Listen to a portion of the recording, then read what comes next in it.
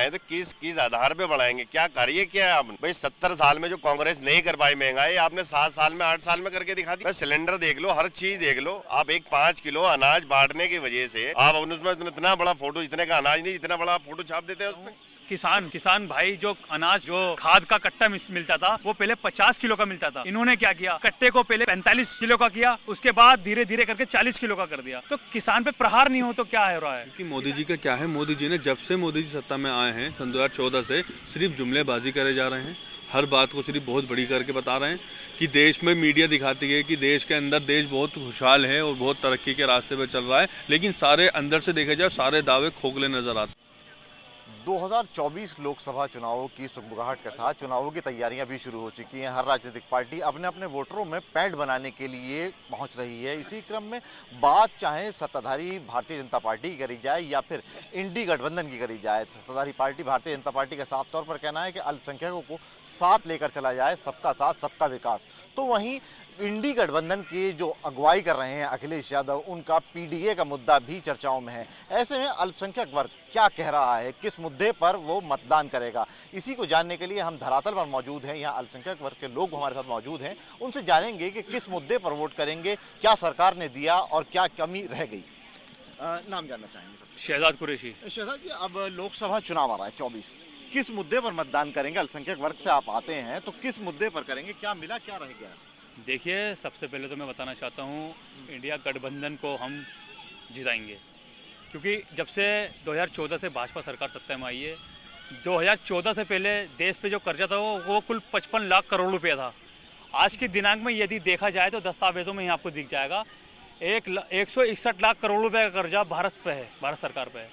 तो यानी कि प्रत्येक भारतीय बहुत बड़ा कर्जदार है।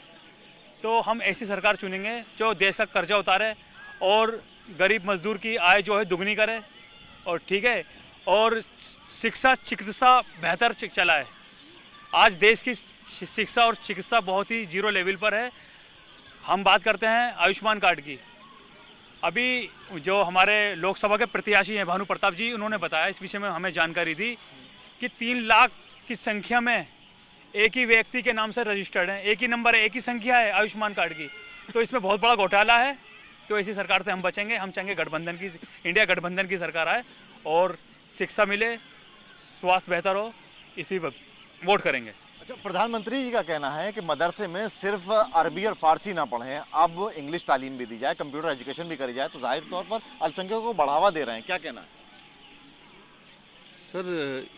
ये पहल तो उनकी अच्छी है, लेकिन इसके लिए काम करने की ज़रूरत है। क्योंकि मोदी जी का क्या है, मोदी जी ने जब से मोदी जी सत्ता में आए हैं सन 2014 से सिर्फ जुमलेबाजी करे जा रहे हैं।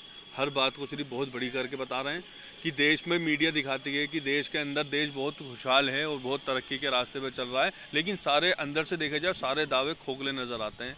15 लाख की बात कर लो, सबका साथ सबके साथ और सबके विकास की बात कर लो, और बहुत सारे ऐसे मुद्दे हैं जिसमें मोदी जी ने वादे करे हैं लोगों को, लेकिन वो वादे पूरे नहीं करेगा। अभी भाई ने आयुष्मान कार्ड का भी घोटाला जो हुआ है वो सब बताया है। जितने भी घोटाले हो रहे हैं, अभी आप चने बंटवा लो, उस पर फोटो लगा के बांटने लग जाते हैं। मतलब छोटी छोटी चीज़ों को बहुत बड़ी तरीके से बताते हैं। बाकी ऐसा कुछ करा नहीं है देश के लिए मोदी जी ने, जिसकी वजह से मुझे लगता है कि हाँ, मोदी जी को वोट देनी चाहिए, मोदी जी के साथ खड़ा रहना चाहिए। अच्छा, व्यापारी आप हैं, अल्पसंख्यक वर्ग से भी आते हैं, क्या चाहते हैं, क्या कुछ दिया सरकार ने, क्या रह गया? सरकार ने क्या दिया? जब से सरकार 2014 से आई है, सिवाय बेरोजगारी के कुछ मिला ही नहीं है। पढ़ा लिखा नौजवान पकौड़े बेचने के, ठेले चलाने के लिए तैयार है, रिक्शा चलाने के लिए तैयार है। नौकरी कहाँ गई है बताइए? क्या क्या मोदी जी ने, कहाँ जाए, किसके पास जाए? बेरोजगारी सबसे बड़ा मुद्दा यही, बेरोजगारी।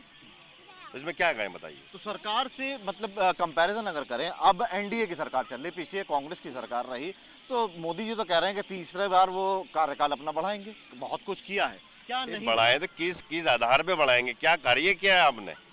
भाई 70 साल में जो कांग्रेस नहीं कर पाई महंगाई, आपने 7 साल में 8 साल में करके दिखा दिया। बस सिलेंडर देख लो, हर चीज देख लो। आप एक 5 किलो अनाज बांटने की वजह से आप उसमें इतना बड़ा फोटो, इतने का अनाज नहीं, इतना बड़ा फोटो छाप देते हैं उस पर। भाई जनता को जो चाहिए वो क्या चाहिए? नौकरी चाहिए, और लेडीज की वो चाहिए, सिक्योरिटी चाहिए, या आयुष्मान कार्ड का ये सब दिखावा है ना, ये दिखावा नहीं करना चाहिए, प्रैक्टिकल होना चाहिए, सब कुछ धरातल होना चाहिए। युवा वर्ग से आप आते हैं, युवाओं की क्या सोच है? सर, युवाओं की क्या सोच होगी? युवा की यही सोच होगी अपने देश की तरक्की के लिए, देश को आगे बढ़ाने के लिए सोच है। अब राहुल गांधी जी युवा हैं, अखिलेश यादव जी यूँ आए तो उनकी सोच कहीं ना कहीं मोदी जी से डिफरेंट होगी। मोदी जी जिस हिसाब से सोचते होंगे उससे अलग हिसाब से राहुल गांधी सोचते होंगे। राहुल गांधी की इमेज जो क्रिएट कर दी गई थी, मेरे दिमाग में भी उनकी इमेज अलग थी। लेकिन जब से इंडिया गठबंधन हुआ है, मैंने करीब से राहुल गांधी जी को जाना है, उनके बारे में पढ़ा है, देखा है, उनको सुना है, तो मुझे ऐसा लगता है कि एक बिल्कुल नया आगाज़, मतलब देश को नई तरक्की की और एक एनर्जी होती है ना, उस बंदे मुझे ऐसा लगता है कि एक नई एनर्जी लेकर वो आ रहे हैं और देश को आगे बढ़ाने के लिए काम करेंगे। 10 साल कार्यकाल कर चुके मोदी सरकार, अब कह रहे हैं कि तीसरी बार फिर जनता उन्हें चुन रही क्योंकि उन्होंने काम किया है, क्या कहना है? देखिए 2014 में जब माननीय प्रधानमंत्री जी आए तो उन्होंने जनता को सपने दिखाए। उन्होंने, सबसे पहले मैं बताना चाहता हूँ, किसान भाई जो अनाज, जो खाद का कट्टा मिलता था वो पहले 50 किलो का मिलता था। इन्होंने क्या किया, कट्टे को पहले 45 किलो का किया, उसके बाद धीरे धीरे करके 40 किलो का कर दिया। तो किसान पे प्रहार नहीं हो तो क्या है रहा है। किसान की आय दुगनी करने का वादा किया था, दुगनी नहीं कर पाए। 2 लाख हर साल रोजगार देने का वादा किया था, रोजगार नहीं दे पाए। हर जिले को स्मार्ट सिटी करने का वादा था, वो नहीं कर पाए। मैं बात करता हूँ लखनऊ की, उत्तर प्रदेश के जो राजधानी है उसकी, जब अखिलेश यादव जी मुख्यमंत्री रहे, अपने कार्यकाल के अंदर उन्होंने पूरे लखनऊ के अंदर मेट्रो ट्रेन का काम चलाया और आज भी वहाँ मेट्रो ट्रेन चली है। जिस दिन समाजवादी पार्टी सत्ता से गई, उस दिन के बाद माननीय योगी आदित्यनाथ जी ने आज तक वहाँ पर मेट्रो की एक कील तक नहीं लगवाई। और मैं बताना चाहता हूँ, मैं सबसे विनती करता हूँ, एक ऐसी सरकार चुनो जो राष्ट्र के भविष्य के निर्माण में योगदान दे, ना कि जुमलेबाजी करे। अच्छा, युवा वर्ग से आप आते हैं, अल्पसंख्यक भी हैं, तो उसमें क्या चाहते हैं कि अल्पसंख्यक की सोच क्या है, किस मिराह पर वोटिंग करें? वोटिंग तो विकास के नाम पे होनी चाहिए, बाकी विकास तो दिख नहीं रहा। बस ये है कि हिंदू मुस्लिम करने के बाद भाजपा का ग्राफ बढ़ता ही जा रहा है, क्योंकि राम मंदिर बन चुका है। जब से राम मंदिर बना है तब से भाजपा का ग्राफ बढ़ा है और हिंदू मुस्लिम और ज़्यादा हो गई, जो कि नहीं होनी चाहिए। भाई हमारी अपील यही है प्रधानमंत्री जी से भी और मुख्यमंत्री जी से भी कि ये हिंदू मुस्लिम का मामला ख़त्म करके एकदम भाईचारे वाली सरकार रहे और सभी लोगों को साथ लेकर चले। अच्छा, कल प्रधानमंत्री यहाँ थे, उन्होंने कहा कि हिंदुओं के साथ साथ मुसलमान को भी जोड़ने का काम कर रहे हैं, साथ मिलकर चलें। अब तक 10 साल के कार्यकाल में क्या मिला मुस्लिम? तो मुस्लिमों को तो अब जोड़ा है ना, क्योंकि आरएलडी से गठबंधन हो गया, तो आरएलडी से मुस्लिम वर्ग जुड़ा हुआ है। तो प्रधानमंत्री जी इसीलिए तो बोल रहे हैं कि मुसलमानों को जोड़ना है। भाई आरएलडी को जोड़ा है तो आरएलडी को जोड़ने से भाजपा का गिराफ और बढ़ गया, क्योंकि आरएलडी के अंदर हिंदू मुस्लिम सिख ईसाई और किसान मजदूर सभी लोग हैं। भाजपा में ऐसा कुछ नहीं है जो आरएलडी से भाजपा का गिराफ बढ़ा है। कुछ दिन पहले तक आरएलडी अखिलेश यादव के साथ थी और अब वहाँ, तो क्या आरएलडी को अपने लिए कुछ ना कुछ तो फ़ायदा दिखा होगा, क्योंकि अलायंस बनने से पहले ही लोगों के अंदर दहशत पैदा हो गई थी कि भाजपा की सरकार, जब 22 जनवरी तक भाजपा का गिराफ नीचे था, 22 जनवरी के बाद से तो अलायंस भी टूटा है और ये 22 जनवरी के बाद आरएलडी इसमें आई है। जब से ये हुआ है। 24 में क्या देखते हैं, किसकी सरकार बन रही है? तो गठबंधन की देखना चाहते हैं जी हम तो। वजह यह है कि परेशान हो चुका है युवा वर्ग, परेशान हो चुका, हर तबके का आदमी परेशान है, हर चीज़ से परेशान है। कहाँ जाएं, क्या करें, कोई कारोबार नहीं है लोगों का, शिक्षा नहीं मिल रही है, शिक्षा के नाम पर क्या मिल रहा है सिवाय महंगाई के अलावा कुछ नहीं। बहुत से ऐसे परिवार हैं जिनके घर बच्चे बिना एजुकेशन के घर बैठे हैं, क्योंकि शिक्षा इतनी महंगी हो गई है। क्या करा है मोदी जी ने, सिवाय अपना फोटो छपवाने के और सिवाय जुमलेबाजी करने के और संप्रदाय देखने के अलावा क्या मिला है उत्तर प्रदेश को? हमारे उत्तर प्रदेश में ऐसी सरकार नहीं चाहिए। हमें गठबंधन की सरकार के साथ हैं और उसके साथ ही रहेंगे। सांसद जी यहाँ हैट्रिक लगा चुके 3 बार और अब प्रत्याशी बदल के जो पहले पर्दे पर राम थे, अरुण गोविल, वो आए हैं। क्या जानते हैं उनके बारे में, क्या देखिए ये सब कलाकारी है, ये जुमलेबाजी थे, अभी कलाकार है नहीं, नाटक ही वो, ये नाटक का कोई सीन थोड़ी चल रहा है। यहाँ तो जनता के और समाज के कल्याण की बात होनी चाहिए।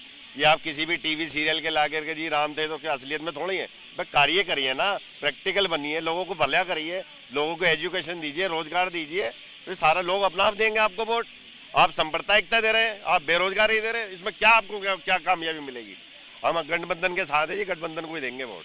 क्या कहना आप करो, पहले पर्दे के राम क्रांति धरा मेरठ पर हैं वोटिंग के लिए? सर मैं बिल्कुल भाई की बात से बिल्कुल सहमत हूँ कि कोई ये नाटक नहीं चल रहा, ना किसी पिक्चर की कहानी है, ये एक देश के मुस्तकबिल का सवाल है।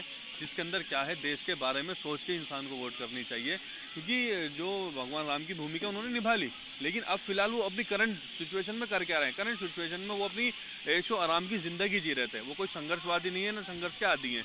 तो उन्हें उठा के टिकट दे दिया गया। अब वो टिकट लेने के बाद हो सकता है जीत जाए, जीतने के बाद इस मेरठ के लिए क्या करेंगे, मेरठ में वो आगे भी नहीं झाँकेंगे। उनका तो कहना है कि वो मेरठ के रहने वाले हैं। रहने वाले हैं नहीं सर, वो कभी होंगे, हो सकता है मेरे टाइम नहीं, मेरे बाप दादों के टाइम में वो मेरठ में रहते होंगे, लेकिन अब फिलहाल नहीं रहते। समस्या मुझे है मेरठ में, अब मैं रह रहा हूँ, क्योंकि मेरे जो बड़े हैं वो दुनिया से जा चुके हैं, मैं हूँ, मेरे वालिद हैं, तो उनकी समस्याओं का समाधान जो करेगा वो मेरठ में रहने वाला ही करेगा। तो बाकी मैं पूरी भारतीय जनता पार्टी को जो समर्थन भी है, मैं उनसे बात ये कहना चाहता हूँ कि अगर इनका टिकट होता है, जो बीजेपी प्रत्याशी आ रहे हैं, मुझे नाम भी सच में बताऊं, नाम भी नहीं पता इन लोग का इनका, लेकिन इनका बिल्कुल आप बहिष्कार करें, विरोध करें। जो पुराने कैंडिडेट है, क्या बीजेपी के पास कोई ऐसा बड़ा चेहरा बचा ही नहीं? 30 साल पहले इतने बड़े बड़े चेहरे पड़े हैं बीजेपी के अंदर, उनको सीरियल आया था 30 साल से, उसके बाद में से कहाँ है ये? कहाँ था इनका? कौन से लोगों के बीच में आए, कौन से जनता के आए, क्या सहयोग किया इन्होंने, देश के लिए क्या किया? सिर्फ नाटक बनाया और पब्लिक को दर्शाया, इसके अलावा क्या कार्य किया इन्होंने? इस तरीके से बीजेपी जो है ना, ये बीजेपी ये आरएसएस की पार्टी है। बीजेपी के जो बड़े नेता हैं, जो अच्छे नेता हैं, उनको सबको धीरे धीरे खत्म करके ये पूर्ण तरीके से ये आरएसएस के अंदर कन्वर्ट हो जाएगी, और सन 2024 के अंदर ये पूरा होना तय है। क्योंकि प्रधानमंत्री के दावेदार भी बीजेपी में बहुत बड़े बड़े चेहरे थे जो प्रधानमंत्री बनने लायक थे, लेकिन नहीं बनाए गए। मुख्यमंत्री लेवल के बहुत बड़े बड़े दावेदार थे, लेकिन नहीं बनाए गए। बाकी अब क्या कर रहे हैं, बाकी सारे नेताओं को खत्म करके एक नई बीजेपी का एक नया अंदर गठबंधन बन रहा है, जो पर्दे के पीछे पिक्चर चल रही है। क्या कहना है सांसद कैसा?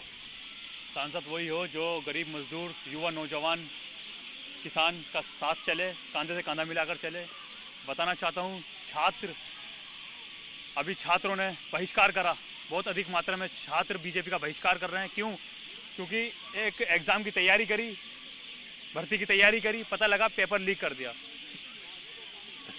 सरकार क्या करती है? सरकार के पास वैकेंसी नहीं है, उन्हें छात्रों को संतुष्टि देनी है कि हम आपके लिए जॉब की व्यवस्था कर रहे हैं, हम वैकेंसी निकाल रहे हैं, मगर अंदर खाने उनकी पहले ही सेटिंग हो जाती है कि हम ये इन लोगों को संतुष्ट करने के लिए कर रहे हैं, अंतिम समय में हम पेपर लीक का बहाना बनाकर इन्हें वैसे ही बेरोजगार कर देंगे। मैं कहना चाहता हूँ, एक ऐसी सरकार चुनी जाए जो पेट्रोल के दाम सस्ते करे, सरसों का तेल सस्ता करे, पेंसिल, रबड़, कटर, कॉपी, किताब, बच्चों की स्टेशनरी, उस पर से टैक्स हटाए। आप सोचें, कल्पना करिए कि वो कैसा देश है जहाँ पर बच्चों की जो स्टेशनरी है उस तक पर टैक्स लगाया जा रहा है। गरीब मजदूर कैसे अपने बच्चों को शिक्षा प्राप्त करा पाएगा, बताइए। एक आखिरी सवाल, अल्पसंख्यक कैसा महसूस कर रहा है एनडीए सरकार? देखिए, एनडीए सरकार से अल्पसंख्यक क्या महसूस कर रहा है? यही कर रहा है कि ये हिंदू मुस्लिम को ज़्यादा बढ़ोतरी दे रहे हैं, सांप्रदायिकताओं को बढ़ावा देते हैं। मैं माननीय प्रधानमंत्री और योगी आदित्यनाथ जी से कहना चाहूँगा, ऐसे लोगों पर अंकुश लगाने का काम करें जो राष्ट्र में अप्रिय घटना करते हैं, और अप्रिय घटना करने के बाद न्यूज़ चैनल पर आकर बड़ी बड़ी बातें करते हैं। इससे सांप्रदायिकता फैलती है, आपसी भाईचारा दूर होता है। तो मैं चाहूँगा सरकार किसी की भी आए, एनडीए की आए या इंडिया की आए, मगर प्यार, मोहब्बत, अमनो अमान कायम रहे। बहुत बड़े बड़े वैज्ञानिक चले गए, उनका एक दावा था, यदि देश को बर्बाद करना हो तो आपस में सांप्रदायिक तनाव पैदा कर दो, देश खुद पे खुद बर्बाद हो जाएगा। हम चाहते हैं भारत एक विशाल देश है, उसको उस स्तर पर लेकर जाएं, और इंशाल्लाह गठबंधन की सरकार आ रही है, इसको उस स्तर पर लेकर जाएंगे। मैं सल्यूट करता हूं तेजस्वी यादव को, जिन्होंने अपने राज्य के अंदर छोटे से कार्यकाल के अंदर ही लाखों की तादाद में अपने प्रदेशवासियों को बहुत सारी नौकरियां दी। तो मैं बताना चाहता हूं, जब इंडिया गठबंधन जीत कर आएगा तो राहुल गांधी जी तेजस्वी यादव और अखिलेश यादव को एक अलग स्थान देंगे, और इनसे सलाह मशवरा करेंगे कि अब आप दोनों बताइए, अखिलेश यादव जी और तेजस्वी यादव जी, कि राष्ट्र के अंदर जो बेरोजगार हैं उनकी बेरोजगारी किस प्रकार दूर करी जाए। मैं कहना चाहूँगा, मिनटों और सेकंडों के अंदर ये देश के अंदर बेरोजगारी दूर करने का काम करेंगे। वही सवाल आपसे, आज अल्पसंख्यक कैसा महसूस कर रहा है और 24 चुनाव में इसका फर्क पड़ेगा? सर मैं एक बात कह दूँ, यहाँ देखो बीजेपी का जो विरोध है मुसलमानों ने किया, ठीक है, किसानों ने किया, युवाओं ने किया, यहाँ तक कि अग्निवीर की योजना आई, वहाँ उनका बहिष्कार किया गया। मतलब विरोध है, लेकिन इनकी पॉलिसी क्या है? जब चुनाव आते हैं, देश का मुस्तकबिल हमारे हाथों में होता है, तो उस टाइम करते क्या है? उस टाइम एक हिंदू मुस्लिम की नफरत की दीवार खड़ी कर दी जाती है।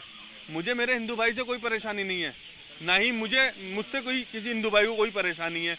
समाजवादी पार्टी ने एक दलित चेहरे को मैदान में उतारा है और मुसलमान पूरा समर्थन करता है इस चीज़ के ऊपर, तो यहाँ भाईचारे की बात खत्म। लेकिन ये क्या करते हैं? नफरत की दीवार खड़ी कर दी जाती है। संपादित जो तनाव है उसे बढ़ा दिया जाता है। इनके इशारे पे गली गली कई अलग अलग शहरों में कुछ ना कुछ ऐसी वारदात होती रहती है, जिससे ये एहसास दिलाया जाता है कि मुसलमानों को बीजेपी पार्टी कमज़ोर कर रही है।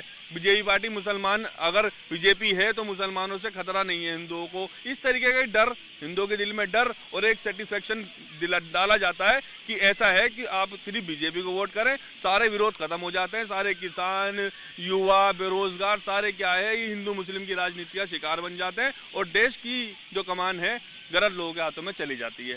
और ये आने वाले वक्त में इतना पछतावा होगा जब हम लोग या और भी लोग इस चीज़ को समझ पाएंगे ना कि ये क्या पॉलिसी है, ये किस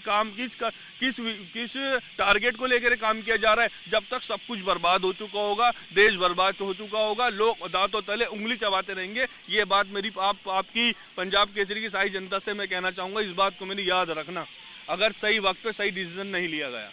जाहिर तौर पर ये वो युवा थे अल्पसंख्यक वर्ग के और वो लोग थे जो क्रांति धारा मेरठ से थे। जाहिर तौर पर कहा जाए तो कहीं ना कहीं बदलाव की बात ज़रूर कही है। बहरहाल जो भी हो, आने वाला वक्त बताएगा और मतदान बताएगा कि किस रुख में वोटर जा रहा है और किसको सत्ता की गद्दी पर आसीन कराएगा। पंजाब केसरी के लिए मेरठ से आदिल रहमान। हमसे जुड़े रहने के लिए हमारे YouTube चैनल को सब्सक्राइब करें और नई वीडियो की नोटिफिकेशन के लिए बेल आइकॉन को दबाएं। अगर आप ये वीडियो Facebook पर देख रहे हैं तो लाइक जरूर करें और ज्यादा से ज्यादा शेयर करें। धन्यवाद।